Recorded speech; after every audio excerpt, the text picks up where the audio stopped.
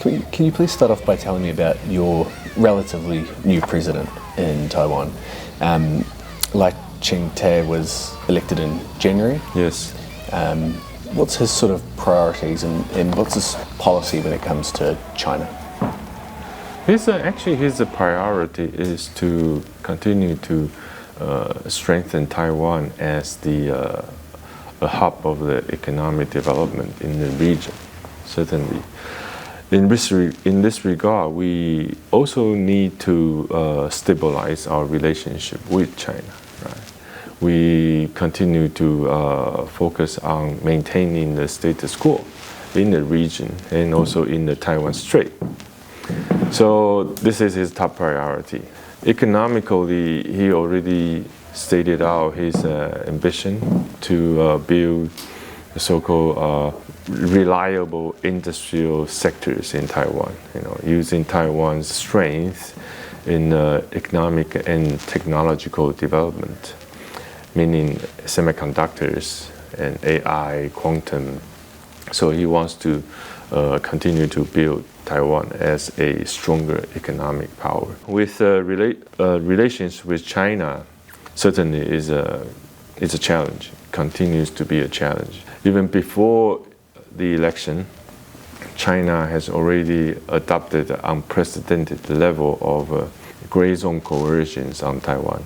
And these gray zone coercions continued after the election, not only continued, but further strengthened from the Chinese side. The Chinese government continued to apply the so-called two-hand strategies against Taiwanese people. On one hand, for example, they established this Fujian province model area on doing business with Taiwan. They'll try to attract investment from Taiwan, try to attract talents to work in Taiwan, to work in China, and then try to attract students to study in China. But on the other hand, the gray zone coercions combined with the hybrid warfare disinformation operation continued in Taiwan, including the military intimidation, diplomatic isolation, and economic coercion. So this is the situation we are facing right now. The United States also continue to provide the major arms sales packages for Taiwan to maintain its defensive capability. And we are also focusing on strengthening our asymmetric warfare capabilities. So this is what we learned from Ukraine, the war in Ukraine. But overall, people in Taiwan understand only when we demonstrate the determination for self-defense can we get the support from other countries and partners. Did you meet with Keir Starmer, or have you met with Keir Starmer during his short tenure so far? Not yet. Not yet since he became the Prime Minister. But we certainly had some engagement with Prime Minister Starmer when the Labour Party was in opposition. He went to Taiwan, I believe, in 2016 and 2018. Right. Is there an open invite to him to visit the island? I certainly want to invite him again. Yeah. The invitation is open invitation, standing invitation. Whenever he feels comfortable, he's most welcome to visit Taiwan. Our new president and our new foreign minister has already stated that Taiwan strength, we will use our strength in economic and industrial development to position Taiwan itself in a hub of a so-called non-red, reliable supply chain. So this is also coincide with the U.S. policy right now. We all understand that the British government is now conducting a strategic defense review. I just returned from the Labour Party convention. They were also talking about this strategic defense review, and also talking about how the government is going to work with the industry, defense industry, and to conduct this review. So I hope that in the process, they can also consider including Taiwan in this strategic defense review, to consider Taiwan as a partner in the supply chain, a reliable and non-red supply chain. This is what happened between Taiwan and US. I just mentioned our National Defense Innovation Task Force is working with the US Defense Innovation Unit on developing a strategy how to strengthen our capability on drones, UAVs. Taiwan's obviously, we have a moderate size of the UAV industry, but we are very strong in manufacturing all the key components. All the key components needed to build a drone made in Taiwan.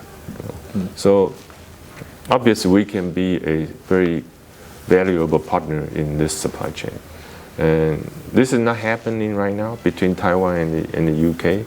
We certainly hope that in the down the road we will pursue this as a part of our goals.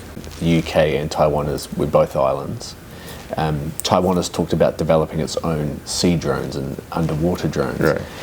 Do you think that that's something that Britain would be interested in looking at buying from Taiwan? I certainly hope. Because there are areas that the technology development between our two countries are complementary. I certainly would hope that we can work together. And I mentioned the 5 so-called reliable industrial sectors that our president laid out in his inaugural speech.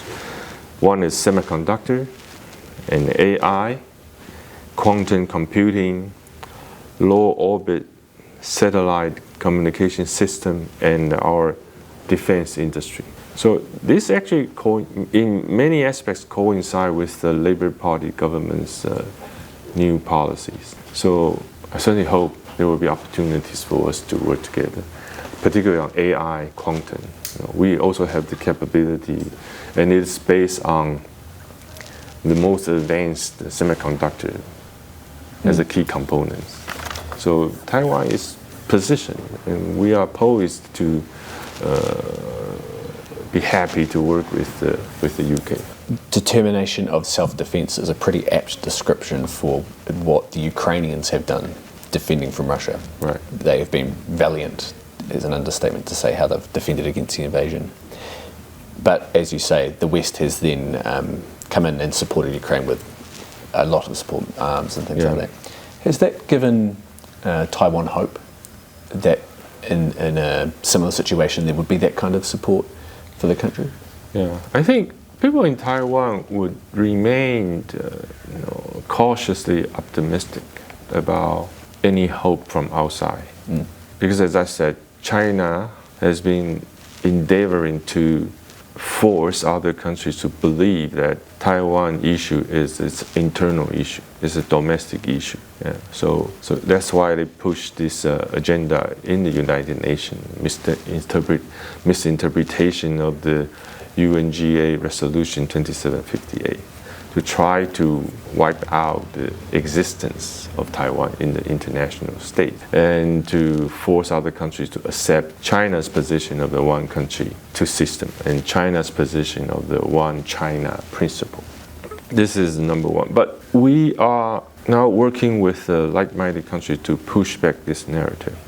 And then certainly we are now happy to see the United States is leading this networking of alliance, a system of alliances in the Indo-Pacific region. U.S. is strengthening the U.S.-Japan alliance and U.S.-Korea alliance. And for the first time, we have seen the U.S.-Japan-Korea alliances are strengthening as well. And AUKUS is a new alliance in the Indo-Pacific region. And U.S. is also strengthening or reviving the alliances with the Philippines. And so in these kind of alliances have given hope to Taiwan? Yes, these are all related to maintaining the stability and peace in the Taiwan Strait. So that's why we are also happy to see the G7 foreign ministers issued a joint statement on the sideline of the United Nations General Assembly just 2 days ago, reiterating the peace and stability in the Taiwan Strait is indispensable to the prosperity and peace of the world.